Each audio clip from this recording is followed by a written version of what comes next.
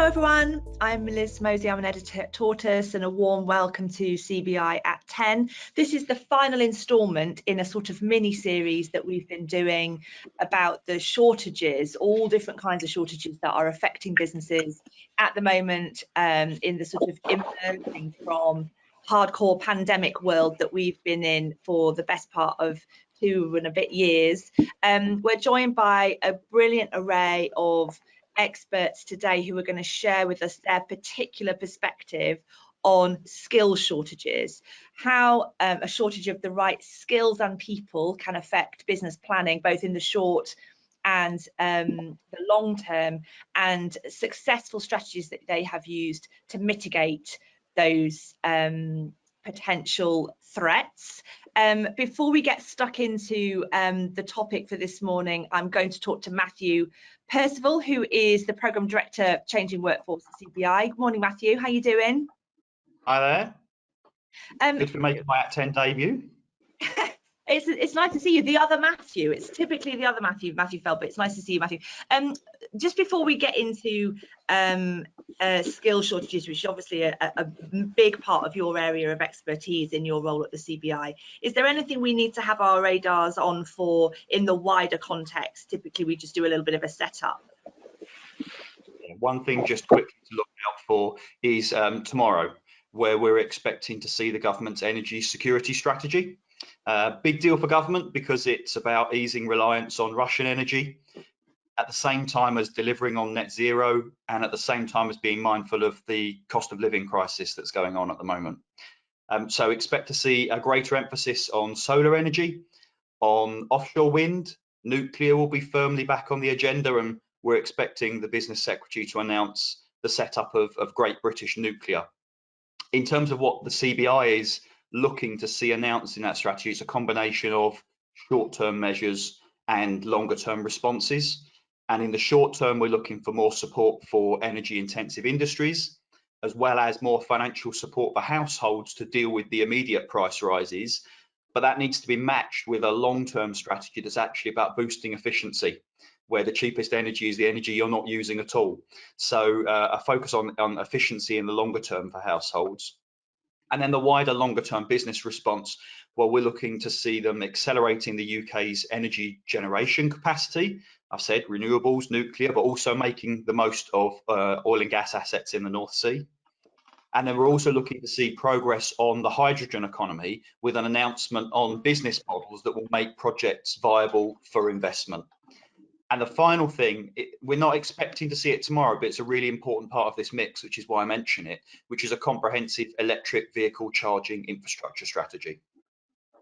It's a fairly momentous moment when you think about all of the things that it's affecting, and I'm sure that in this session next week we'll have an opportunity to pick over what we've heard from the government when it comes out next week. So thanks for that, Matthew. Let's get into skills then, specifically shortages thereof.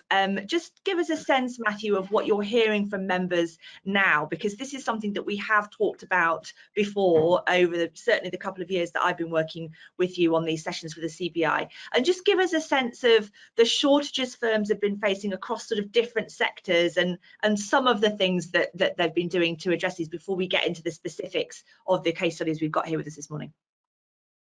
Yeah, we've got obviously 3 different sectors represented today, but the stories that we're hearing from our members really are right from across the economy. But a couple of statistics to illustrate what we're seeing, because it's coming through in our survey data as well as our conversations with individual businesses. So one from our surveys is 42% of manufacturers are saying that skill and labour shortages are likely to be a factor, or are a factor likely to limit their output in the next quarter. So 42%, that's the highest in 50 years we've been collecting that data. The share saying it's likely to limit their business investment is also rising, which is a big concern for us in the context of the push that the CBI has been making about the importance of business investment and unlocking business investment to helping the UK boost its trend growth rate. And as we put it recently, in order to be serious about growth, we need to be serious about business investment. So that's a big concern. We're also seeing similar trends to what we've seen in recent months in the official labour market data. So that's rising employment falling unemployment, but crucially, we're seeing stubbornly higher inactivity than we had before the crisis. That is, people who don't have a job and aren't looking for a job. And there's a range of reasons. Lots of them are really understandable. We're never aiming for 0% inactivity in a labour market, but it is higher than it was pre-crisis. And an element of that is a higher cost and impact of health-related absences. So businesses being able to think about how they support health and well-being at work and support people back to work, whether it's the impact of long COVID or whether it's various other health conditions that are barriers to people being able to play their part in the labour market. I know that's something we've touched on in a few different dynamics of labour shortages, but that still is one of the big shifts that we're seeing in the labour market, as well as a reduced number of workers over the age of 50 who are active in the labour market. So businesses thinking about health and older workers are two particularly ripe areas for intervention based on looking at the data across the economy as a whole. Obviously, at the same time, we've got ongoing labour shortage, you've got ongoing supply chain issues and rising inflation that just sort of adds multiple headwinds to businesses all at the same time when they're trying to deal with this. Matthew, it's a really tough environment. There's sort of even when you outline just in the energy context, there's so much going on, and then as you say, when you add in that the sort of evil twins of Brexit and COVID and all that has meant for supply chain challenges, plus this labour shortages, it's interesting to hear what you say about it tends to be, or there's a particular trend for older people and people finding that, you know, for health reasons they're withdrawing from the labour market. It feels like something that isn't going to go away anytime soon. So I'm delighted that we have, well, first of all, to point to the resources that the CBI have pulled together. So there is great stuff on the CBI website if you want to have a look at specifics, resources, advice, guidance, that kind of thing. There's some really good stuff to explore in the CBI website, and I'm sure somebody will pop a link in the chat. But let's hear from some people who have got some ideas and some experience themselves of how they've tackled some of this stuff. I'm going to start with Lindsay, if I may. Lindsay Winter. Hi, Lindsay, up there in sunny Glasgow. Is it sunny? Well, funnily enough, Liz, actually the sun is starting to come out as literally as I'm glad to hear it. I'm glad to hear it. So, Lindsay, your role is you're Senior Manager for Inclusion and Careers at Virgin Money. Just tell us how, in the context of your business, how have the shortages sort of presented themselves? Where have you got the gaps? Yeah, so I guess one of the key things for us is our broader strategy. So as a bank, our strategy is for digital first. So we're seeing some of those skill gaps in that technical space. So, you know, digital skills, all the really clever things that happen in the background of platforms for our customers and our colleagues. So we're really looking at how we can start to fill some of those gaps. So we have, I guess, the challenge of some real specialised roles that we need to fill, because we're really aligning ourselves to becoming that first digital first organisation. And then we've obviously got low numbers in the UK job market, so it's how do we bridge that? One of the things we've started to do, and part of this is a response to post-pandemic working, is become much more less focused on location. So like lots of organisations, we've looked at how we go back to work sort of post-COVID, and I don't use that term lightly. So we're looking at taking location out of role profiles and adverts and things like that. It sort of doesn't matter for a lot of these types of positions for us. Also, that opens us up to a way more diverse workforce as well, which is fantastic. We look at more innovative ways to reach potential hires, so working with some digital solutions to look at the passive candidate market and how we can make ourselves attractive to those guys. We're also looking at the upskilling of our existing colleague base. You know, we've got fantastic colleagues who are ready to develop and move within their career, so we'll look at how we can use on-the-job training, our apprenticeship levy access, and actually get colleagues working and thinking in different ways to help us, you know, get to that direction we're looking for. We know that's a gap we've got today, and it's not a quick fix, so we know we've got some things to do that kind of cover both of those. We also have other, you know, challenges where we're looking at things like how we are leaders, how we, you know, we coach more, support different ways of working, different mindsets in our approach to work. But for us, that technical digital gap is a real biggie that we're doing a lot of work in the background on. Fascinating, Lindsay. I am completely obsessed with recruitment. In fact, I'd like to do let's just do one for me. Let's just do it. However, I'm obsessed with it because it feels really difficult to find good people. And there's gazillions of them out there, talented people who would thrive in your organisation, who would love it, who'd be brilliant. But finding them still feels really difficult. So on that second thing you listed, the passive candidate market and clever digital ways of finding those people, what sorts of things is that? Yeah, so we're working with a new partner on this. So we're exploring how do we become the employer that you might not know you want to work for yet. So how do we work to identify where do those guys hang out, where do they get their content, where are they on socials, and how can we make ourselves more present there? So we've done a huge amount of work around what we call a life more virgin, so our kind of response to how we work. And we've become, if anyone follows us on LinkedIn, you'll have seen a lot of the things that we share there around how we work differently, much more flexibly, but we look at things like personas of our colleagues. So how can we adapt our working style to those guys? So we sort of know the type of people that are out there, but using the AI and the algorithms and the data that's available to us, it allows us to be really focused. And it's all new. We're just starting this work. It's at really early stages, but our plan is to almost be able to use the data and the insights that we've got to attract the talent to help us then obviously develop and further on that journey. But it's tricky, it's a really big market. It's a really turbulent market. We've got a great brand, and hopefully that works for us in lots of those occasions. But talent is tough to get. So we're trying as much as we can to be as innovative as possible, and open it up to a range of different talent groups too. It's interesting to think, if you're recruiting at scale, if you're a large organisation, you have lots of vacancies you want to fill, applying some of the tools that your colleagues in the marketing department have been applying since God was a boy is sort of that the skills are there. You know how to do this stuff. You just haven't applied it in that frame before. It's a really good, interesting tip. I'm going to come back to you, Lindsay, to hear the specifics of your apprenticeships programme in a second, if I may. But I'm tempted to come to Ian next to sort of give us a sense of, before we went live, Ian, I asked you about how long has labour and skill shortages been a problem for the construction industry, and you said, well, approximately since 1962, so not a new thing. But Ian Woodcroft, your public affairs manager for the construction industry trading board, I wonder, just give us a sense of the lie of the land in that very particular sector, which you think is emblematic of what's happening in lots of other sectors too.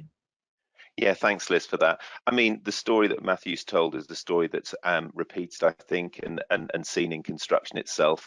We estimate in construction that there's going to be growth of just under 6% this year, so really healthy growth, and around about half that again in 2024 and 2025. There's a real strong skills headwind against that. The industry's lost over 7% of its workforce during the pandemic.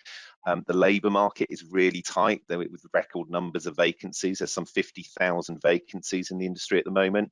And to meet new demand for skilled workers, construction, we estimate, will need to attract around about 43,000 workers a year to 2025. The kind of challenges in terms of the skills that we're trying to recruit for, technical and trade skills, are really in demand at the moment, particularly bricklaying, plant operatives, dry lining and ground workers to get the buildings built.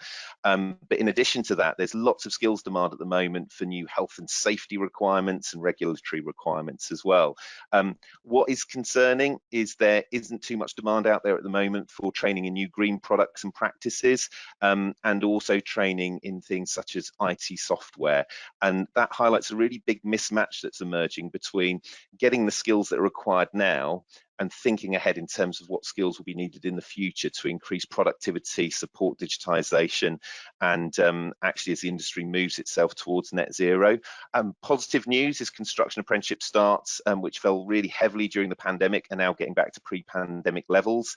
However, what we're seeing is that employers are looking to really increase their overtime, delay work, outsource it, or not bid for some work because of the volume of work that's coming in and their ability to actually deliver that work. The structure of the industry continues to act as a barrier to skills investment. 98% of the industry is made up of SMEs and micros who find training and apprenticeships a really big commitment. The industry has got long supply chains and large indirect workforce, which further reduces employers' incentive to train. And finally, construction employers also find themselves fishing in a really competitive and too narrow pond and need to attract more women and minority groups to address this.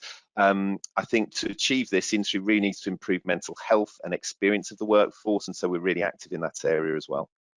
I was going to say, you really have you've got the set in terms of headwinds and challenges, all that heritage. The two things I'd love to just understand a little bit better. I wonder, the 7% of the workforce that have gone, does that feel like that's the sort of, like Matthew was saying, it's the over 55s, perhaps it's people who are leaving the workforce for reasons of health and well-being. Does that feel true to you, or is it other reasons too? Similar to what Matthew's talking about across the whole sector, we face that challenge. But additionally, something that's come through the pandemic is we face the challenge of inactive workers as well. So what we're seeing is people who have left the industry have changed their lifestyle, doing things in a different way, and so the industry has lost part of that worker or all of that worker.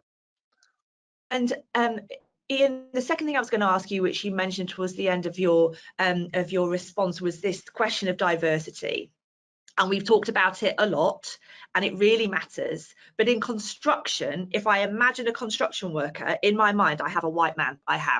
So what can you do to shift that? I mean, that is a marketing brief of the century, you know? It's a huge brief. It's about marketing. It's about the industry making sure it's really clear and forthright in terms of how it actually shows the industry that it's responding to mental health challenges, how it shows that it's a fair, inclusive and respectful workplace.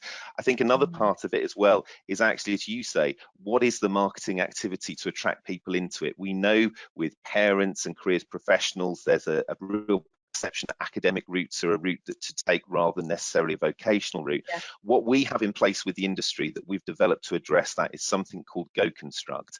Over 1 million people visited Go Construct last year, and of that we chart that 99,000 of them went to their next step in terms of looking at the potential for careers in construction. We are out with industry across schools across the country selling construction, and also in further education establishments selling construction. But we need to make sure that that continues, that careers guidance and government's careers policy enables that. And we also need to develop really good and interesting pathways into the industry that employers buy into. Employers find it a real challenge to take someone on for work experience. We're developing lots of pathways to address that and enable employers to try before they buy as well. Yeah, it's fascinating. And that Go Construct, that's a web resource, I'm guessing. Yes, it's a digital online platform. Anyone can access it. There's over 124 occupations listed on it. There's opportunities for young people to test their skills and abilities in construction and what career path they want to try. Some of this stuff is about storytelling, isn't it? And making it clear that if you go into construction, that's a career. It's not just a thing you do for a short period of time to kind of get the cash in, that there's real development beyond those first steps. Thanks ever so much, Ian. It's really fascinating. Robert Skae, thanks so much for being here. Now, Robert, you're HR business partner at Siemens, so a whole different world again from Virgin Money and from construction that we've heard before. How is Siemens? I mean, you're a massive organisation, and I'm guessing global too. How are the shortages affecting you? How are you thinking about this in terms of frame the problem for us? Well, it's quite interesting. Some of the issues that Lindsay and Ian have brought up are also quite recognisable in Siemens as well. So we're a technology company, a digital company, roots still in engineering. So we still have some traditional aspects of what we do, but also a lot of what we're doing is very, very new. So entering new markets, finding new competitors, doing things in a completely new way, but also engineering, for example, that is also an industry that's changed quite immeasurably over the last few years. And I think what we're seeing is, similar to what Ian said, we've had skills and labour shortages for a long time. It's kind of the nature of the beast, I guess. But certainly, what we're noticing really is the pace of change. It's really there's so many different factors that are impacting why we're starting to see those shortages in particular. So of course you see the changes in technology, digital disruption, Of course, you see, certainly with the impact of COVID, the attitudes to hybrid and flexible working have changed quite considerably. Attitudes, working cultures have changed a lot as well. But also we're seeing it's certainly quite an employees market out there. People are seeing opportunities to move on and change, do different things. But also, the cost of living is having an impact as well, and people are thinking, right, I need to protect myself now and in the future. Do I need to go out and look for a higher salary, for example? So all of these factors all happening at the moment that have a big impact on what Robert, we're seeing. You mentioned before we went live, workplace profiling. So just explain to us, what is that thing? How do you do it, and how does it help you plan for, how your organisation is going to evolve? Yeah, of course. So it's kind of a form of strategic workforce planning, a principle that we've used for quite a few years, but it's we've learned an awful lot from it. We didn't do it particularly well at the start, I don't think, certainly within my business, but it's kind of iteratively improved, and we've worked out how it works. I think it was always traditionally maybe seen as looking at the numbers, resource planning. It's a job for senior management and HR to come up with and tell everyone else what to do. But very much now it's big change to that while HR and senior management have a role to play in there, you need your diverse workforce also providing their skills, ideas and experiences in there as well. So kind of running with the process in my business, for example, we invite a number of people from all over our business, different levels in the organisation. So you have graduates, apprentices, engineers, team leaders, representing different job families as well. So from finance, from engineering, from customer services, for example, and bring them all together to consider the problem and very much look at some of the bigger picture changes. So not looking initially at detail, but what do we think of those big strategic changes that we can see in our industry or various different industries over the next sort of 3 to 5 years. So looking 10, 20, 30 years in the future is an incredibly difficult thing to do, and something I don't think we did particularly well at. You can't really see the future, but just looking at a sort of more measurable timescale, there's plenty of things and ideas that people can see coming, changes coming in the industry. Is there something that new technology we're developing? Is there something that we can see our customers are asking for? And getting people together, a very diverse group, to come and think about it. What are those bigger picture changes? And then trying narrowing that down to, if we see that particular strategic change, where do we see the changes in our job roles, our job clusters? What sort of changes do we see? And then trying to work out where we see the changes.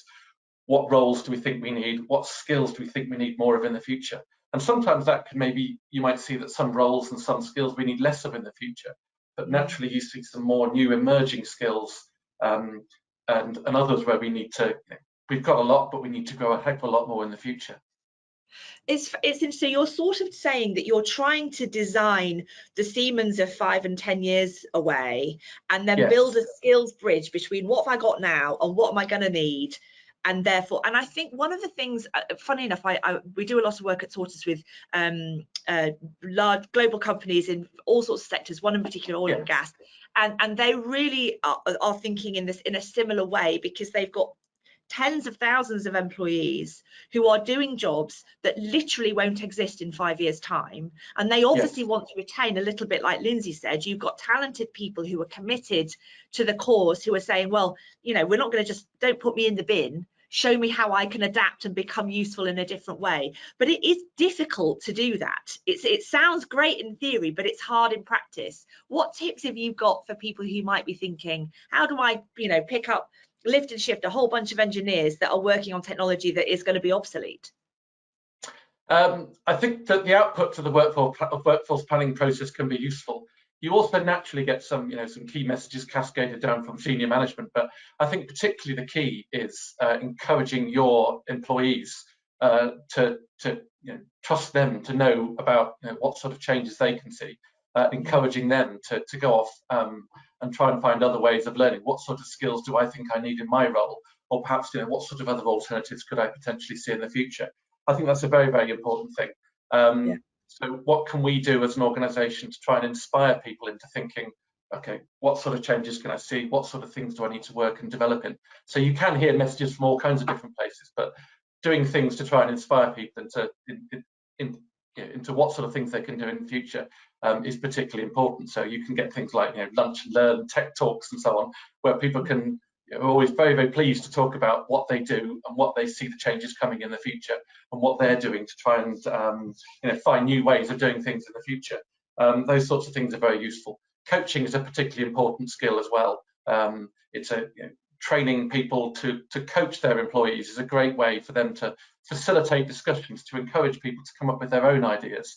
And it's certainly a lot more motivating if you thought of your own idea, right, I can see where my role is going in the future. I need to get myself ready for that. I need to go off and do some training, or I need to go off and shadow other people, find some other way that I can prepare myself for the future and certainly get myself to do it. Thank you so much, Robert. There's a brilliant question here. I'm going to put it to Lindsay as a segue into talking about apprenticeships from Joanna Kerrigan, who said, how do we change the schools, I suppose schools and colleges' perception of routes into careers and what careers count with the best one in the world? I always joke, but when I went to my careers, I mean, this is hundreds of years ago, obviously, when I went to my careers library, they said that I should be an antiquarian book dealer, which I didn't end up doing. But talk to us about, you've designed, and apprenticeships is a big part of your career mapping and sort of talent strategy at Virgin Money. Just tell us about how long has it been there for, how has it changed, why does it work, that kind of stuff.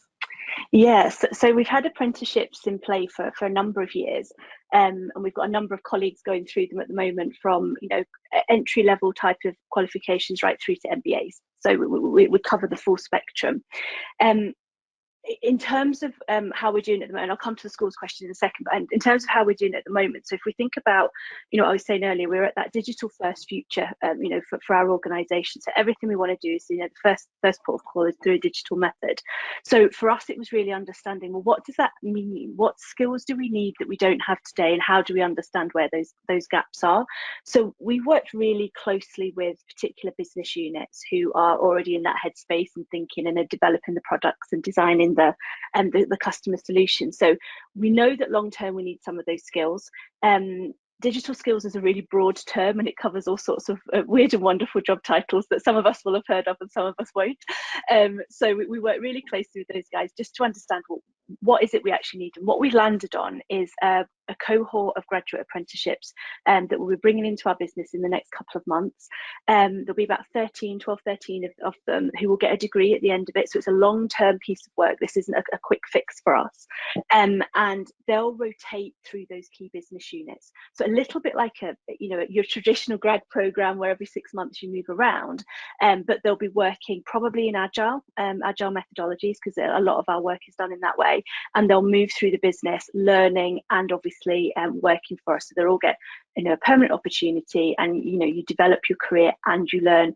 We get the benefit then of that real cutting edge thinking in terms of some of that digital activity and thinking that we maybe don't have access to just now, but we're relying on these guys to bring into us.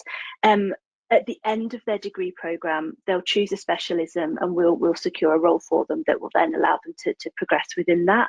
The key thing for us here is to understand how we can then look at that long-term piece of activity that almost has to happen over here. What do we then do for the short term? So that's where we've been using the apprenticeship activity for upskilling, exactly as Robert was saying there, upskilling and reskilling colleagues who may be thinking, I'd love to do something like that, but I don't know, I don't know how to code, or I don't know what Java development is, or the real technical stuff. So we work then with our colleagues to give them those opportunities, and that's why we'll have this balance of apprenticeship activity that will be from an attraction perspective, to bring people in, come work with us and learn and help us as we develop in our future ambitions, but equally for our colleagues who've got that real sense of who we are organisationally, understand our culture and can add to it.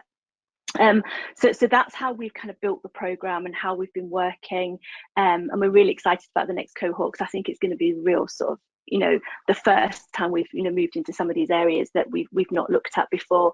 We're kicking off the recruitment for that literally in coming weeks, and it'll be open to internal and external colleagues as well. So we'll look to get a good mix and a blend. To answer the schools question, it's a tough one, right? Because I think there are still some expectations around routes into work. You know, I think there's that, you know, traditional academic route, and we see that quite a bit. We work quite hard with partners to kind of dispel some of those myths. So we'll do mentoring programs, we'll offer internship opportunities, we'll work with some partners that can give us access to that type of talent, where we can say to them, you know, you could still, you know, you could just come and work for us, start your career. You know, I think we've worked quite hard to take away some of the myths of the traditional banking career. You know, we're very much around technology, but all the other things that happen in our, you know, functional areas still need to happen, right? So you can have a career with us in HR like I do. You could be at the front line, you know, dealing with customers on a day-to-day basis, but equally you could be doing audit or something like that. So we've got that broad range, but we, you know, we work hard to partner with organisations to take away some of that assumption, and, you know, that it must be that traditional route, because we don't believe that. You know, we very much hire for potential, we hire based on our values and behaviours, we hire based on, you know, the opportunity of having future talent in our organisation. So but it's tough, it's a work in progress, and I think it's across all industries, not just financial services, where we need to continue to work with schools and the partners and organisations to take away some of that you know, so maybe more fixed thinking around how you get into a career these days. Thanks, Lindsay. I can see Ian nodding along. Ian, do you have any particular pearls of wisdom about how to work better with sort of school leavers? Well, I absolutely agree with what Lindsay's been saying. I mean, just some practical ways in which we're actually doing that we can alert people to. So we have construction ambassadors going into schools up and down the country, and employers on the call today, if they want to get involved in that, they can just go onto our website at www.citb.co.uk to see how they can get involved. They go in based on a really suite of interesting digital material and content that enables them to really showcase the industry. I've mentioned Go Construct, but also what's really important is skills competitions in local communities. We're an active member of Skill Build, and also another thing that's really important for it as well is actually creating lots of opportunities to try and taste industries. I think it's the Gatsby Foundation that say that people only make their career choice after about 7 different experiences of workplaces. So that shows the challenge that we're up against. But just to say that to do that, what we're going to be rolling out across the country is lots of taster experiences over the next couple of years, where people can come onto a site, take some time on that site, see all of the different careers opportunities available to them. We've got a really successful on-site construction hub model, which actually enables people to transition into the industry quite quickly, but do that on site, experience it, get to understand the layout. And what we find is, for example, with apprenticeships, when people talk about apprenticeship achievement rates and increasing apprenticeship achievement rates and why people fall out of apprentices, they generally fall out because in the first 3 months they realise this really isn't for me. So it's all about that piece around pre-apprenticeships and getting that right, and getting the relationship between the employer, the training provider, and the young person and their parents right. One thing to mention as well, it's not just schools, it's FE as well. We have a real challenge in the industry where only 40% of people taking construction related courses come into the industry directly after that course. And so what we need to ensure is that we develop really strong routes to ensure that pathway works and the skills system is responsive. I think often we can talk about people's awareness and careers and not actually look at the structures to enable people to get into the industry in a clear and simple way. We're working with government at the moment and industry, and are developing things called occupational traineeships, which you can currently start to bolt on to FE degrees to make sure that that work experience element, that trial with the employer, that connection between all of them is actually working. So lots of work to be done there as well. That's brilliant, Ian. Thanks ever so much. There's a great point here from Robert West, which I think relates a bit to what Lindsay and Ian are talking about there, about the gatekeepers. So we've talked about school leavers and engagement with schools and FE just now from Ian, but the gatekeepers, so in Robert's words, you know, careers professionals, Department for Work and Pensions, work coaches, the people who can help you sort of advise and guide on how to, when you come to a sort of juncture, how you bridge that. Funny enough, I know it's not about me this morning, but we've had great experiences with an organisation called Multiverse, who started out as an apprenticeships organisation. Now they offer training, and quite a number of our people, and not just young people, junior people, senior people too, are taking their courses where you have a set number of hours teaching. It's all done virtually, but the projects are all work you'd have to do anyway. So you get kind of double bubble. You're not having to think, oh, I've got to find a week, to go off to a training centre and do something. It's all part and parcel. So there's some really innovative solutions out there. Robert, just tell us some of the things you've tried that haven't worked. I feel like that's a horrible question because we're all very positive and optimistic, but if you kind of got to throw some stuff at the wall and see what sticks. Has there anything you've attempted that hasn't been as successful that you would sort of say, oh, steer clear from, or lessons you've learned, I guess? Yes, of course. I think certainly the message from the top-down message about learning has got to be a very strong one. I think certainly we've adapted slightly in terms of trying to encourage people to do more training, making those sorts of messages in there. And you tend to find out that in some parts of your business you see great success. In others, maybe such as in manufacturing, where people don't have daily use of laptops, for example, where they're doing a particular job on a particular shift, that finding time to do learning is a lot more difficult. So having a single kind of message for your whole organization doesn't really work. You do need to kind of adapt your style to different parts of your business and very much where people work. So a consistent message is important, and we've got something now with a learning hours target. We've got 50 hours training that we want all of our employees globally to do in the course of a year. So that is a week and a half for the average full-time employee. That's the strong message that we've kind of learned from. You can say the right sort of generic messages, but we thought, well, okay, we need to be a little bit stronger on this, and this is something that applies to everybody. And having a very strong kind of training and development system behind it is also important. Each country within Siemens was, tended to do its own thing, and there was a lack of consistency. If you're looking for a particular training course on cybersecurity or digital or whatever, a few years ago you'd find employees trying to go on the net and trying to find something. Maybe find something that's a bit expensive. It may not necessarily tailor to what sort of skills you want people to have. So having that integrated training and development portal has been vital. So you can go on there, look at the details of your role and think, right, self-skill myself, what can I do here? What is this tool recommending me to do? But also if I think I've got to learn how to build IT software in my job or something like that, you can go in on there and find some training that's relevant to learning in that sort of respect. So that's a key learning point that we've had there. Thanks ever so much, Robert. I've got two questions. I think I might throw them to Matthew to begin with, but if anybody else knows the answers, please do jump in. One question has come in from Joanna Kerrigan, and I genuinely don't know the answers. She's saying that there are lots of solutions we're using every opportunity, but what we're coming up against is the de minimis funding limit of €200,000. Does anyone have a solution? Matthew, I don't know what that is. What do you know what that is? No. Unfortunately not. Does anybody else know what that €200,000 funding limit is? No, we've drawn a blank there. Joanna, I'm so sorry. We'll perhaps look into it after the fact and see if we can come back to you. And then there's another thing that I think is worth addressing, which is the lifelong learning entitlement. Question asked by Patrick Craven a little earlier on. Matthew, what is that and will it make a difference?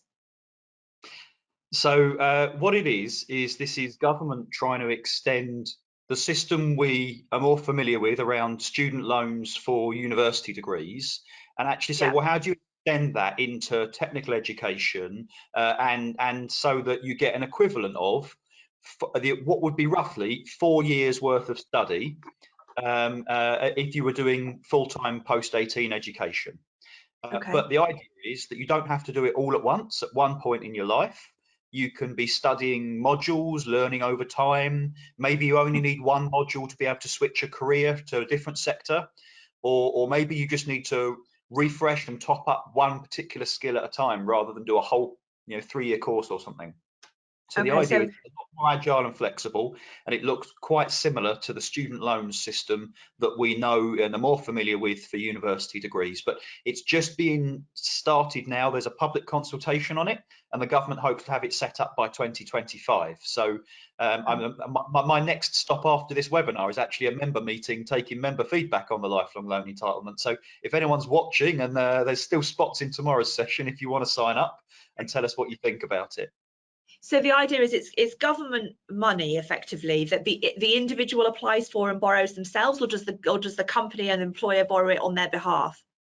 It would be similar to the way student loans work at the moment. So yes, sort of government's the guarantor of the loan, if you like, but it is about individuals investing more in their own learning. So I would caution employers against thinking this is the way we're going to fund all of our skills needs in the future, because what we need is that to be a complement that helps individuals to invest in their skills, but we absolutely need businesses to be upping their investment too. Now, the lifelong loan entitlement might unlock some creative options for sort of co-funding some training. So we've seen in research we published a couple of years ago, 1 in 4 training needs that are going to come up in the next decade don't have a return on investment for the individual business that's doing it.